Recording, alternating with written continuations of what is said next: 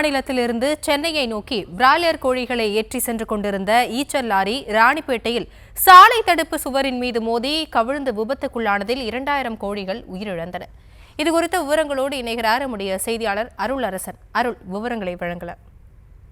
வணக்கம் ஆஷினி. ராணிப்பேட்டை அருகே தேசிய நெடுஞ்சாலையில் இன்று அதிகாலை ஓட்டுநரின் தூக்க கலக்கத்தால் அதிகாலையில் ஏற்பட்ட இந்த விபத்து, சாலையில் விபத்து காரணமாக வாகனம் சாலை நடுவே கவிழ்ந்து விபத்துக்குள்ளான சுமார் 2000 கோழிகள் உயிரிழந்தன. மேலும் உயிரிழந்த கோழிகளை பொதுமக்கள் ஏராளமாக அள்ளிச் சென்றிருந்தனர். ஆந்திர மாநிலம் சித்தூரிலிருந்து சுமார் 3000க்கும் மேற்பட்ட கோழிகள் ஏற்றப்பட்ட நிலையில் லோடு ஈச்சர் வேன் இன்று அதிகாலை சென்னை நோக்கி செல்வதற்காக வந்து கொண்டிருந்தது. அப்போது கோழிகள் ஏற்றப்பட்ட ஈச்சர் வேனை ராணிப்பேட்டை மாவட்டம் அவலூர் பகுதியைச் சேர்ந்த ராஜேஷ் என்பவர் ஓட்டி வந்துள்ளார்.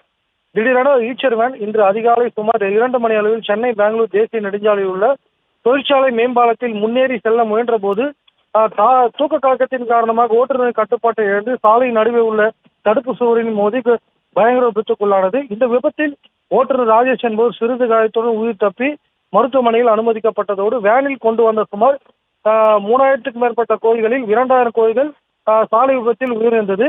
மேலும் இத்தகவலை அறிந்து சம்பவ இடத்திற்கு விரைந்து வந்த தேசிய நெடுஞ்சாலை போலீசார் விபத்துக்குள்ளான ஈச்சர் வேனை அப்புறப்படுத்தும் பணியில் ஈடுபட்டதோடு சாலையில் இறந்து கிடந்த கோழிகளை அவ்வழியாக சென்ற பொதுமக்கள் ஏராளமான கோணி பைகள் மூலமாக அள்ளிச் சென்றனர். மேலும் அதிகாலை நேரத்தில் நடந்த கோர விபத்து காரணமாக தேசிய நெடுஞ்சாலை செல்லும் அனைத்து வாகனங்களும் சர்வீஸ் சாலையில் திருப்பி விடப்பட்டதால் நீண்ட வரிசையில் அணிவகுத்து நின்று சென்றதால் அதிகமான போக்குவரத்து ஏற்பட்டது.